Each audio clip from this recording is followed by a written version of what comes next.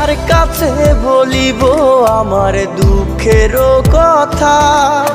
স্বপ্ন ভাঙা কত কঠিন, পাই না পূর্ণতা।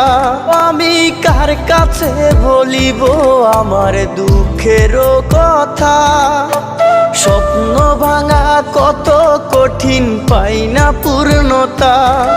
আমার চোখের জলে ভাসে নদীরে, আমি নিজেই নিজে একা কাঁদিরে। আমি নিজেই নিজে একা হাসিরে। আমায় দেখলে সবাই পাগল বলে রে। ওরে আমার মাটি